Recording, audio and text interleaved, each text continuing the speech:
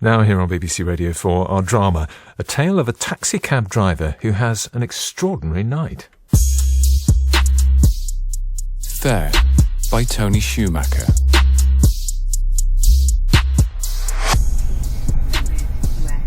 Imagine being in a deep well. Black, smooth sides. Just a circle of light above your head to remind you of what you're missing. Well, that, my friend, is exactly what driving a minicab is like. Once you fall in, that's it, you're stuck. I mean, minicabbing isn't all I do. I have a few other little sidelines on the go, but I won't bore you with the details. Not while I've got a story to tell you. You see, back when I started driving way back, the first day back, another driver said to me, "You'll either be doing this for 20 years or for 20 minutes. Now, I knew I had to do it for more than 20 minutes. I was skint, and them bills won't pay themselves, but 20 years? No chance. I told myself, that won't be me. I'm not one of them. I've got plans. I'm going places. Minicabbing was just going to be a stopgap. Something to help me get back on my feet. Problem is, it's hard to get back on your feet when you're sitting down all day. And all night. Every night. Turned out, them places I was going were the places I was told to go. Passengers making me a passenger in my own life, so to speak. So, anyway, here I am, pulling at the rope trying to make the ends meet, scraping by and scraping curbs, stinking U-turns so many times, I don't know if I'm coming or going. Sometimes I think this isn't a job, it's a sentence. But instead of a cell door slamming, it's a 4 bondeos. You kid yourself. You tell yourself you'll do better next month. Maybe have enough to set by to have a few days off. Get your head far enough above the water to take a breath. But you never do. You just keep driving and drowning. Day in, day out. A million slammed doors and dead-end conversations with people you never get to know. It gets you down. But the trick is never to give too much of yourself away. They're buying your driving license, not your soul. And then it all changes. 2 customers climbing in and make you look at where you're going and where you're going wrong. Mikey. Yeah, ma'am. Where are we off to? A grand tour tonight, lad. The city sights, then ending up down by the docks. Look, I'm not being funny, mate. They go mad in the office unless we take something up front. In case you... Well, not you, but... in case someone does a runner like... Here's 50 up front. Just tell me if it runs out. Yeah, well, I'm more worried about you running out. It had been that long since I'd seen a £50 note. I wasn't even sure if there was still legal tender. It's real. Yeah, so's my overdraft. Play your cards right tonight, lad, and you won't have to worry about that no more. I stuffed the 50 in my pocket. Suddenly all customer service and smiles. Okay, where to first? Wolfwall Heat Estate. All right then, let's go. Oh, mate, I can't listen to this rubbish. Put some tunes on. Air in the back, giving me stink eye in the mirror. She was wearing the same black tracksuit as the lad who'd given me the 50. The same black tracksuits everyone wears in this part of town. I swear to God. There's more nylon round here than a parachute factory the week before D-Day. Feel like I'm going to a funeral. The look she gave me made me think it might be mine. What kind of tunes? Banging tunes. This'll put a dead dog to sleep. Leave the man alone. I only want a bit of music. You're buying a ride, not a nightclub. It's part of the package. He's not here to entertain you. We've bought him, so he's supposed to do what we want. Bought? Does my head in now? He's supposed to go where you want, not do what you want. I disagree. I don't care. I don't mind putting a bit of music on. Leave it off, lad. It's your car, mate. You listen to what you want to listen to. What stations you want on? It's alright. I don't mind. Got me earbuds. You sure? She's sure. Do you live in Wolfhall? No. I used to go to school around there. It's all gone now, though. They knocked it down just after I left. Silence. Not a word out of the pair of them. Just a rat-a-tat-tat of hair headphones and him sitting glassy-eyed like I wasn't even there. I should be used to passengers not wanting to talk. To be honest, I normally like it, but these two, I don't know. I felt like I had to say something to make their silence go away. I mean, I don't think they knocked the school down just because I left, like. I mean, I'm sure it was just a coincidence. Terrible place, though. Teachers hated the kids more than the kids hated the teachers. I think the only person who wanted to be there was the caretaker, and that was only because his hobby was stabbing footballs. We used to call him Bill the ball taker instead of Bill the caretaker. They just kept on staring and I just kept on gabbling, clawing at the atmosphere like it was a bag over me head. The first day I went to school, I knew it wasn't going to work out. Turned up late because my dad couldn't find a place. First day at senior school and you turn up late. Jesus, I was doomed from the start. I saw all my mates from primary school through a ground floor window and I got all excited, but I couldn't find a way into the building to get to them. So one of them opened the window for me, but just as I was about to climb through, someone else threw a dead bird out the classroom and it hit me square in the face. Oh, everyone started to laugh. I remember standing there with the entire classroom killing themselves while I spat feathers. The poor thing must have flew in over the summer holidays and then starved to death when it couldn't get out. I used to think about it. Desperate. Locked in the classroom, the world going by outside, while it faded away, unable to get out. I ended up knowing exactly how it felt. Either way, it hit me in the gob just as my new form teacher was walking in, and that was that. She saw the kid hanging half out the window, spitting and coughing, thought I was acting a goat, and from that moment forward, my cards were marked whether I liked it or not. That bird, that moment, it messed up my entire life when you think about it. That bird is why I've ended up doing what I do. You sure about that? No. No, you're probably right. Shake it up, shake it up, shake it up, shake it up. Leanne? Shake it up, shake it up. Leanne! What? You're singing? I know. Well, stop. Why? Because it's doing me head in. So I can't sing? No, I've got a lot on my mind. I've got a lot on mine. Yeah, I know. This is hard for me too, you know. I know. I don't even want to be here. None of us want to be here. You got that right, mate. Me head can't take the singing, girl. I sing when I'm nervous. She said it to nobody. I wondered if she couldn't hear her own voice and thought she just thought it instead of saying it out loud, but I was wrong. She leaned forward and touched Mikey on the shoulder, then spoke softly in his ear. Just go home. He just kept staring out of the window. She looked at me, different this time, like she was willing me to tell him to go home too. I looked away. Sorry, girl. I need the money. She sat back in the seat, her face in the shadows as the streetlights strobed through the window. Light, then dark. Light, then dark. She put the bud back in and drifted away. Girlfriend? No. Your mates? No. Sister? She works for me. Yeah? What? You don't... I mean, I'm not being funny, mate, but you don't look like Alan Sugar. What, you've got to look like a walnut to be a boss? No, I mean, of course you don't. What does an employer look like? You just don't look like a businessman, that's all. There's lots of types of business. I meant it as a compliment. It didn't sound like a compliment. All right, I'm sorry. Nights in a nutshell, or a walnut shell. White lines down the road and thin lines in the cab. You have to be careful to not lose concentration and cross either of them. You're on your own out here. You can't afford to forget it. Long rides, short tempers and all that. Wolfall Heath, we're here.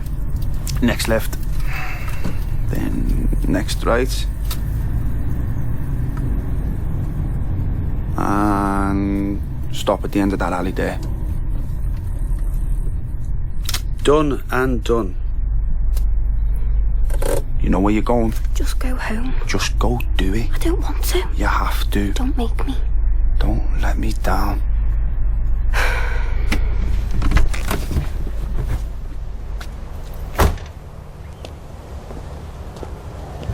I'm gonna let him down.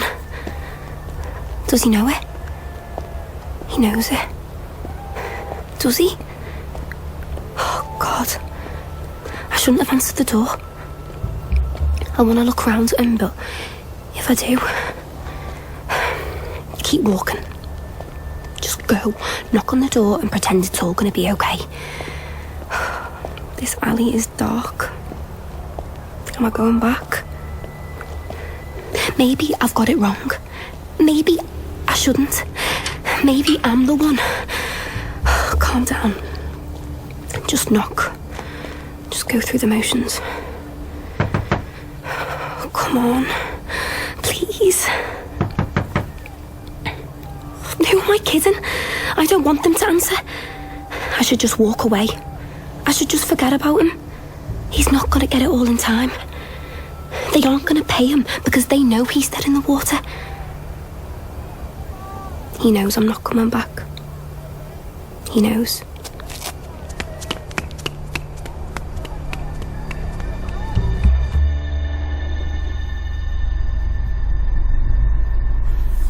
She's not coming back.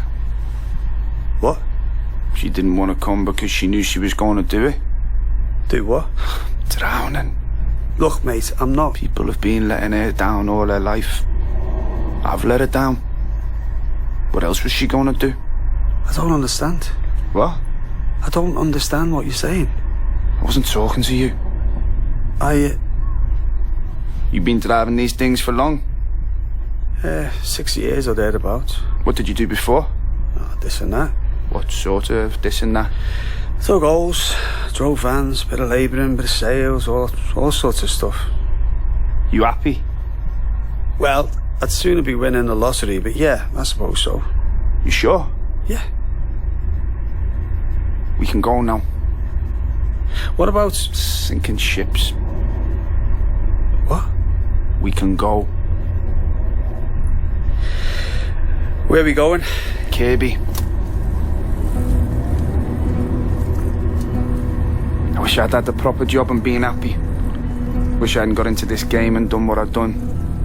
What game? The worst game. He looked like gravity was picking on him. He'd barely moved an inch since he got in the cab, other than to look at the girl who drifted away. And now he was looking at me with eyes like sinkholes in sand. You got kids? Daughter.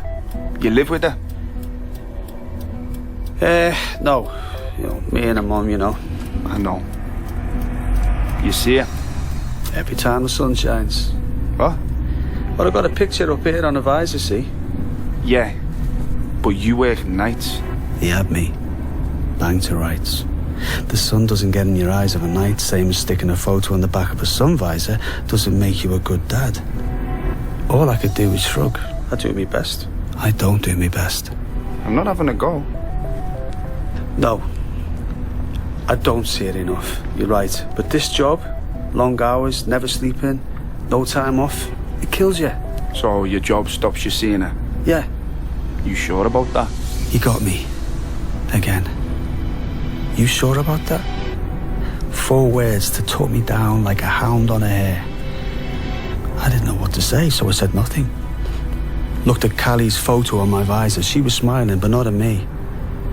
The smile was aimed at whoever it was who had taken the photo when I'd missed her 7th birthday party all those years ago. Was Jen with him back then? You get on with her ma? Sort of. Sort of. Well, she's done well, her mum. You know, she's got a good job and that. But there's no real... I mean... There's no reason to speak to her now. With the fella? Yeah, seems like a nice enough bloke. Does your daughter call him dad? Was he taking the mick? He just stared back at me, all hooded eyes, and smoked a spliff stare. Yeah. Does it bother you? Sometimes. But what can I say? He's a better dad to her than I've ever been, so... At least you know it, lad. There's plenty you don't. Truth hurts. Did you love her mum? Mate, I don't think I'm only that... asking. You told your girlfriend that she'd only bought the ride. She's not my girlfriend. So I'm not here to answer every question you ask me. I'm just interested. I'm a private sort of bloke. That's cool. I just want to know stuff. I like to know stuff about people and that. It's how I learn. We sat in silence. I thought about putting the radio back on, but I knew that he'd know that I was just trying to distract him, and I didn't want to come across like a man who was scared to look at himself, even though I was. I loved him, Mum. Boom. There, I said it. Even though I didn't want to. Yeah? Yeah, we were together for 3 years before Callie came along. Callie. I thought we'd be together forever, but, you know. Oh, I know. Little things become big things when you're not pulling your weight. True that. I didn't see it coming. 1 minute everything's good. Next minute, you're sleeping in the car. I drifted off. Back to the long, cold nights that I thought were never going to end. Listening to the rain on the metal roof and hating myself because I was getting to like the sound. He pulled me back again. I don't see my kids either. No? No excuses. I just don't. Do you want to? Who doesn't? Would you want me seeing your kid? You seem a bright lad. Would you, though? I mean, I don't really know you. Don't sweat it. She's better off without me. I'm sure that Who wants a failed drug dealer for a dad? Confessions in the cab. I'd heard them all. Or at least, I thought I had. Failed drug dealer was a new one for me, though. I knew he was all sloping shoulders, swinging arms and scanning eyes. They stand out a mile. So it wasn't him being a dealer that shot me, it was the failed bit. Who'd want to admit to that?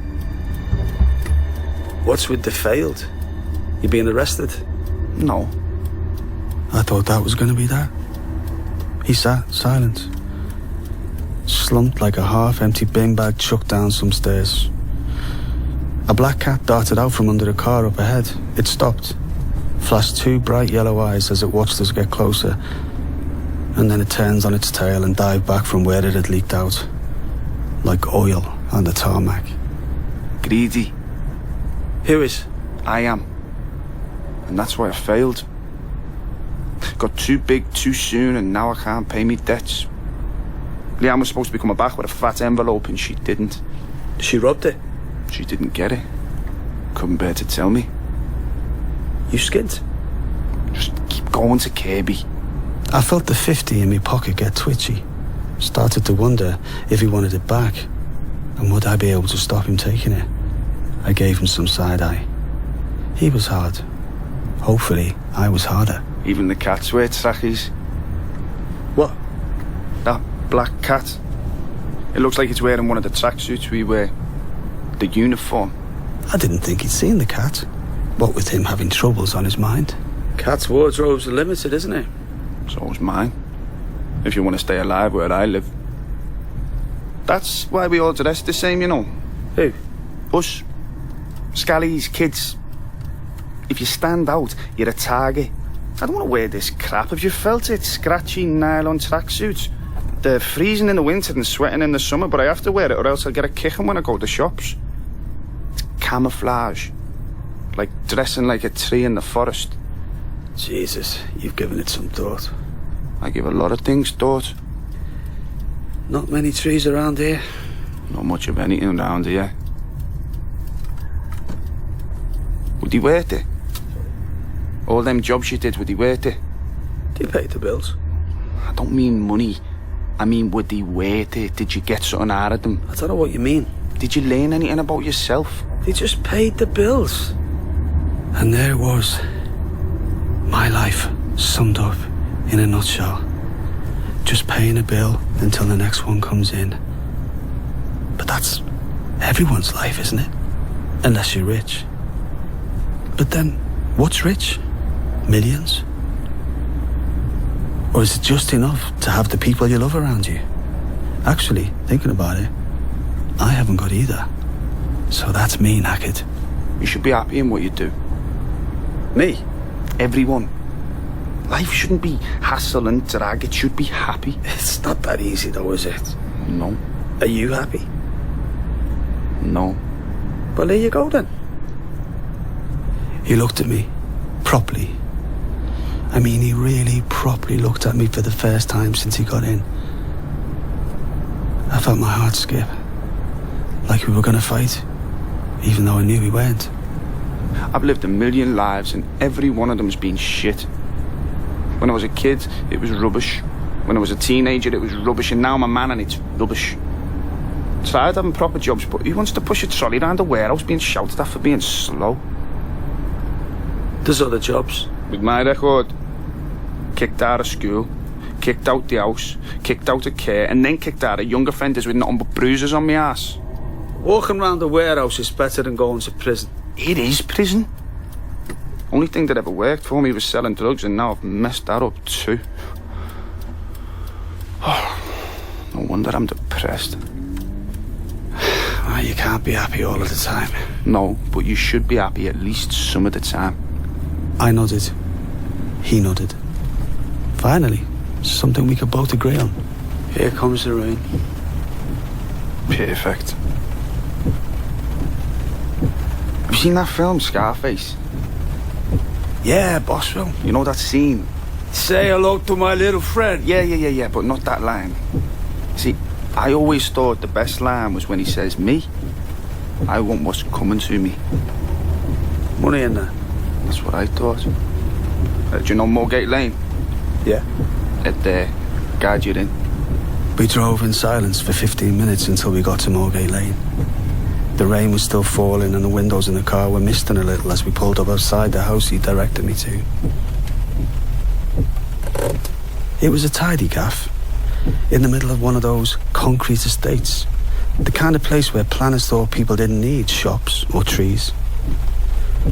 He sat staring at the house for a minute before he turned to look at me. If I give you another 50, will you come in with me? I thought you were skint. Not skint. I just don't have enough. There's a big difference. Well, why do you need me to come in? Just do. Is it dangerous? No. Then why are you asking me? I'll give you the 100.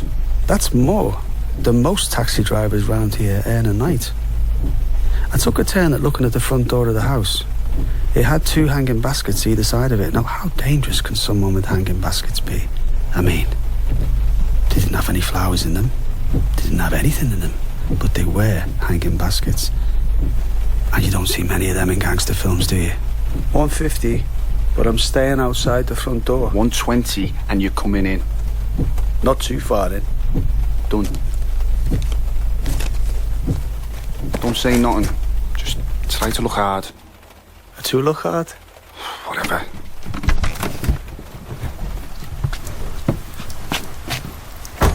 We headed up the path, and I tripped on a crooked flagstone and realised that if I had been looking hard, I wasn't any longer.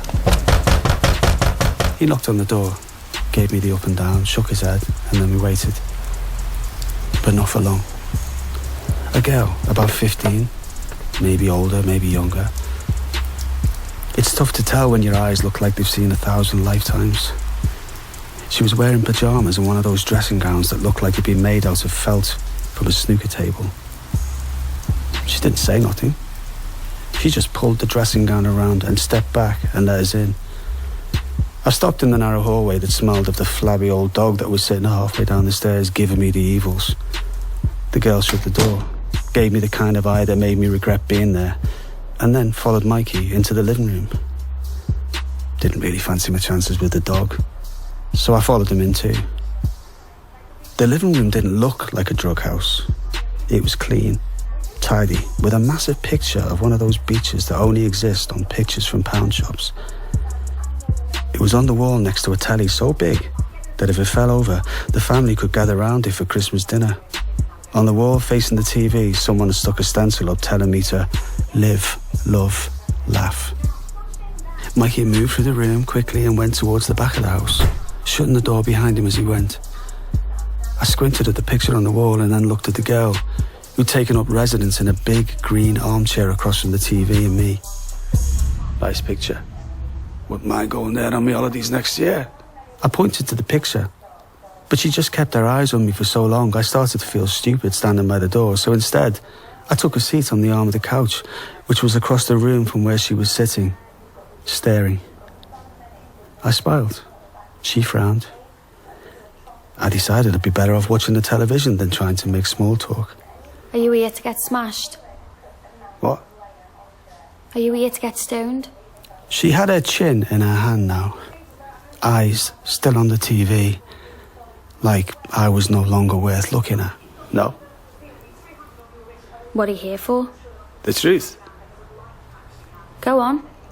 I'm here to look hard, Hard. apparently. Good luck with that. I'm not made of wood, you know. She shook her head with something that might have passed for a smile, and then looked back at the television for a couple of minutes before she spoke again. We went to Rill in our last holidays. Yeah? Yeah. We stayed in a caravan. Really? Like the picture? She looked at me like she was going to knock me out. Yeah, just like the picture. Years since I've been to Rill. Years since I've been. I was 8. That was the last time you went on holiday? She shrugged. You're not been away with the school? I don't go to school. Behind the door Mikey had gone through, the sound of muffled voices started to be heard. We both looked at the door, and then at each other. She looked back at the telly. So I took a look at the carpet until the voices died down again. You at college? She gave me a look that said I was an idiot and went back to the TV. The flabby dog walked into the room and lay down by her feet. She slipped one foot out of her slipper and then under the dog, that gave a little groan as it nestled down like her foot was an egg. What's his name? Jam. It's a funny name for a dog. He got jammed in the fence when he was a puppy. So the name stuck? She didn't get the joke. But the dog looked at me like he was going to bite me, so I changed the subject. How'd you know Mikey? He's me dad. I wasn't expecting that. And took another look at the door before I looked back at her again. Your dad? He doesn't look... I mean, you're... Well... They were kids. Your mum and him? Yeah. Does he come here often? Not often enough. What are you talking about? Mikey, standing at the door. His face bright red like it was too hot in the room, even though it wasn't. Holidays? You? We went to Rill. Did you tell him I took you to Rill? 7 years ago. I'll take you again sometime. When? Mikey looked at me. I looked at the dog. The dog put his head back down and shut his eyes. This wasn't going well for any of us. I will. When? I don't know. Oh, you never know, do ya? Mikey stared at her for a moment, then sloped out of the room and then out of the front door. I dawdled because I didn't know what to do. Mikey had left the back door open, so I took a step and peered into the gloom. A grey lady looked back at me with skin so thin, I could almost see the blue blood drifting around her veins. I gave her a smile, but she just stared back. All right. She blinked, and I suddenly felt I was gate-crashing a seance as the temperature in the room leaked out the open front door. I'll be off then. Ta-ra, hard man. She said it, without looking at me. You know, I reckon he loves you. What do you know? She had me there, but I tried again. Well, the way he wants to make you happy. Wanting and making are two very different things. Jesus, she was good at this. My old mum used to say, you should never part as enemies in case you never meet again. All I had left was a shrug, so I used it up and walked out the room, with my tail between my legs. I found Mikey standing by the Mondeo. I hit the remote for the doors, but he didn't get in straight away, and I found myself standing there in the rain with him. You all right? As I'll ever be. He finally opened the door, and we both made to get back in. He stopped. I stopped, then looked where he was looking and saw the kid in the doorway staring at us. I thought he was going to miss his chance, but then he surprised me by walking back up the path and holding her tight. It took her almost half a minute before she held him back. I looked up at the rain, then down at my feet. Didn't take long before he reappeared at the other side of the car. Yeah, let's go. He got in. I looked back at the house. The door was closed. Time to go. So where are we going now? Down the far end of the dock road where it's dead. She's a nice kid, your daughter. Yeah.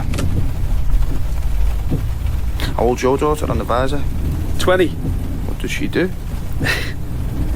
She's at uni doing criminology. No, I keep telling her she'd be better off being a taxi driver if she wanted to study criminals. Yeah, tell her to come round our house. I wish I'd gone to university. You what? What? No, I sorry. could have gone. I was clever. Yeah? Yeah. Mr. Lloyd told me Ma she should push me. He said, if that lad tried harder, he could be anything he wanted to be. So what happened? He pushed me, so I pushed him. Down the stairs. Figured it was easier just to get expelled than do my homework. Oh, no. I wish I hadn't, though. It would have been a laugh going to uni with all the posh kids. I would have monstered them. So, what would you have done? Battered them for the money and that. No, I mean, what would you have studied? Don't laugh. I'm not going to laugh. I mean it. I promise. I wanted to be an archaeologist. Yeah? Yeah, man, Egypt and all that. Ah, that's brilliant. We went to Conway Castle one time on a coach trip. Oh, I wanted to stay there. They had to drag me back on the bus when they were getting ready to leave. And then it turned out the one thing I tried harder I couldn't do because there weren't enough teachers for 2 classes. There was only enough for the A class and I was in the thick class, so I had to do domestic science instead. I said, don't laugh. Hey, look, I'm not laughing at you. Honestly, I'm not. I'm sorry. It's a shame you didn't get to study it. Yeah, lad, the only pyramids I got to study were coconut ones. We cleared out the gift shop in Conway, though. Still got a load of pencils, and it was years ago now. Well, at least it wasn't a wasted trip. So what do you want your daughter to do when she grows up? She can do whatever she wants, so long as she's nothing like me. Hey, you haven't done too bad. You got your own business and all that. I told you I'm a drug dealer. That was still a business. Come on, lad, we both know the score. Do we?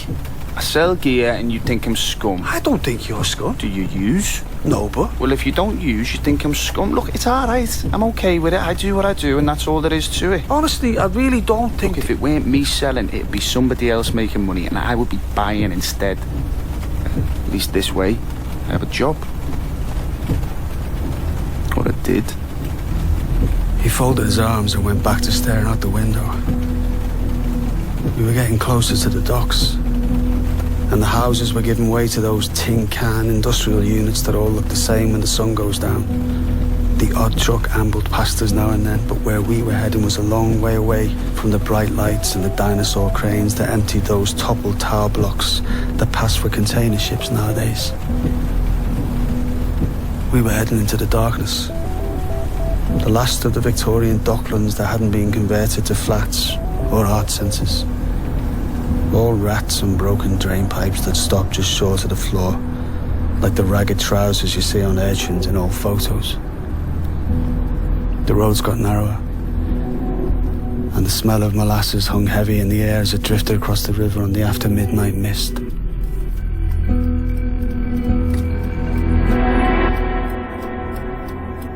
Why did you need me to come in with you? What? Why did you need me to come into your ex-girlfriend's place and look hard? I didn't know if her mum had sold me out. Sold you out to who? The people I owe money to. You owe money? That's what this is, lad. I've got out of me debt and he called in the debts. So you've been collecting money tonight? Trying to. But you haven't? Well, Leanne ran off and Miguel wouldn't pay me what she owes me. Is there nobody else you can ask? No. So you haven't got it? Nope. But I'm cool with it now, though. Cool with it? Whatever happens, happens. Look, you must have something to give them. I've got $1,000 and I owe them 75. How do you think that's gonna go? Badly. They'll kill me? Mate, there must be somebody you can ask. In this game, your mates aren't mates. It's just the way it is. Why don't you run away? Someone like me. This is where I live, lad. I couldn't go anywhere else, not for long anyway. The busies would be onto me in 10 minutes if I tried to set up a scouser in a trackie in a small town. Even if I wanted to go straight, they'd have me locked up in 10 minutes. And besides, even if I wanted to, where's $1,000 gonna get me? A cardboard box in Runcorn? Jesus. It's just the way it is, lad. I was always either gonna end up in prison, working in a crap warehouse, being a smackhead or dead. It's just the way it is. Just don't sweat it. Hey, do you want to know something funny? What? You're about the only mate I've got in the world right now, and that's only 'cause I'm paying you. Hey, look, I'd give you the 120 back, but, you know... Yeah, it'd go well with the money Ma wouldn't give me. Do you look skint? It's only me and you skint tonight, kidder. Anyway, doesn't matter now. Nothing does. Oh, mate. Yeah, I know. My day. How'd you end up owing so much? Dreams and schemes. Thought I was Billy Big Time, and I ended up being Billy No Mates.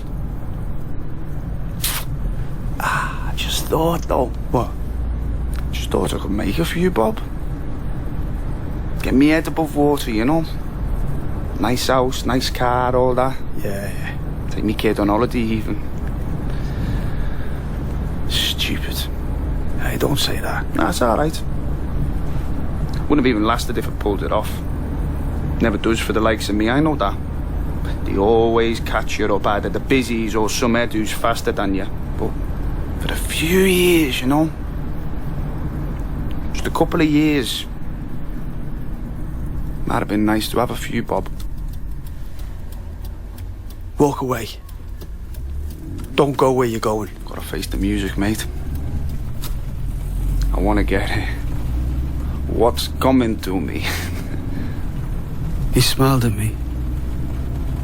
In the shadows, his face turned into a skull before he looked away. He drifted off. Eyes misting like the windscreen that was spotting with rain again as we got right down by the river. The next time he spoke, he was back in Rill. Back on the Golden Beach. Back holding the hand of the only person he'd ever really loved. She fell asleep on my chest. Mad.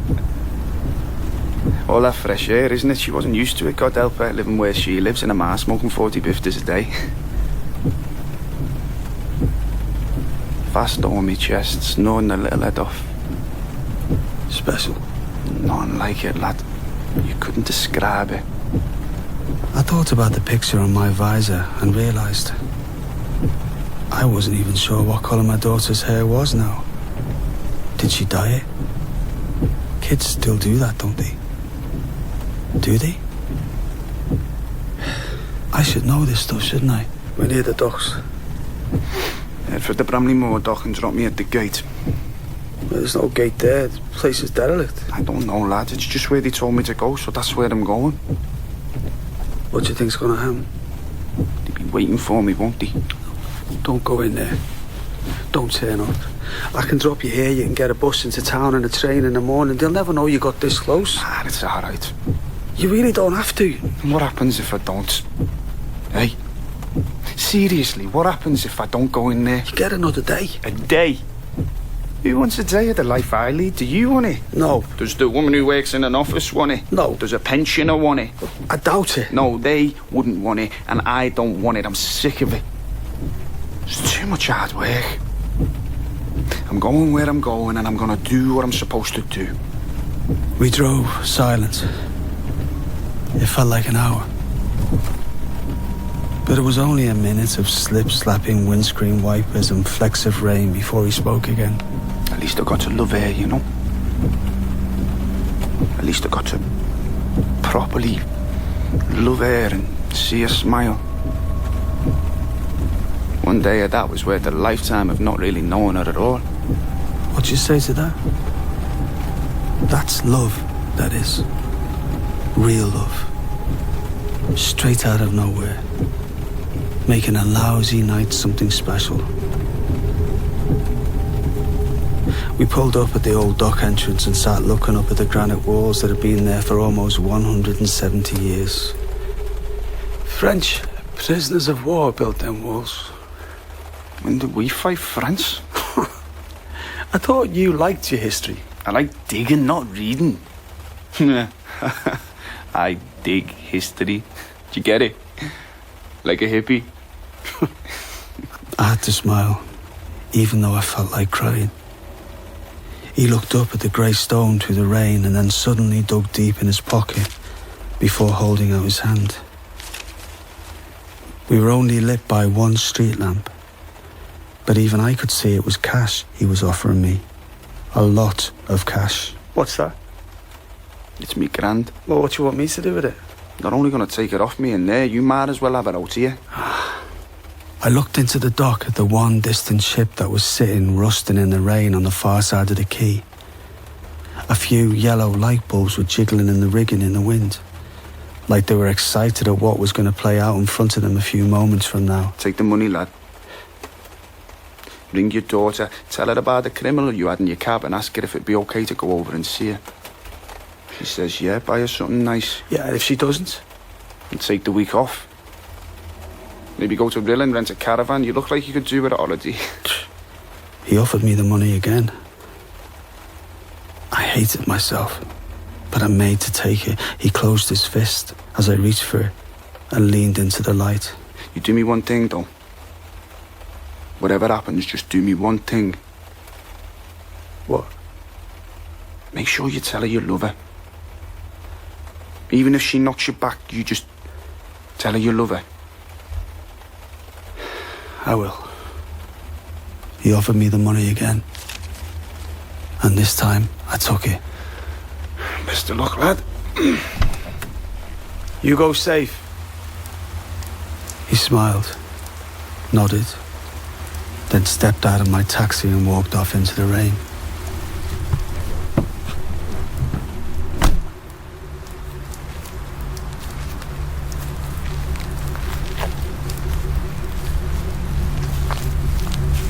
That'll do, Mikey. Stop there, by the quayside. You? What are you doing here? Get back in your car, else you'll get yourself mixed up in... Oh, no. Not you. I'm sorry, lad. Oh, mate. A fare is a fare. And a job is a job. You understand? I never thought. What a night, eh? I was hoping he was going to pull it off. I really was.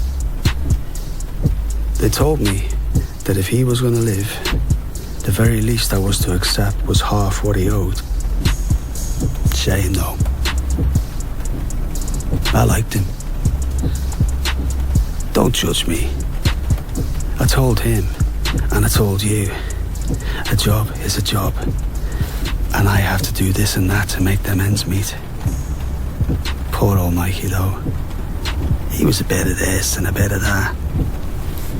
And now, he isn't anything at all. Bad night out there. It's getting worse. Time to go home and get out of the rain. I've got to be up early tomorrow to make a phone call. Well, the flag's pushed down and the meter is a-ticking away. I got another fare and I made a lot of trips today. There's nothing like a driving a hack. Gotta get 'em there and bring 'em back. I'm a taxi cab driver and I make my living this way. The driver was Mark Womack, Mikey, Mike Noble, Leanne, Sade Malone, and the kid, Sacha Parkinson. My passengers are pulling his hair. Fare was written by Tony Schumacher and was a BBC audio drama North production, directed by Gary Brown. 6 days at the wheel and a speed zone on my mind. One eye on the road and the other in the rearview mirror.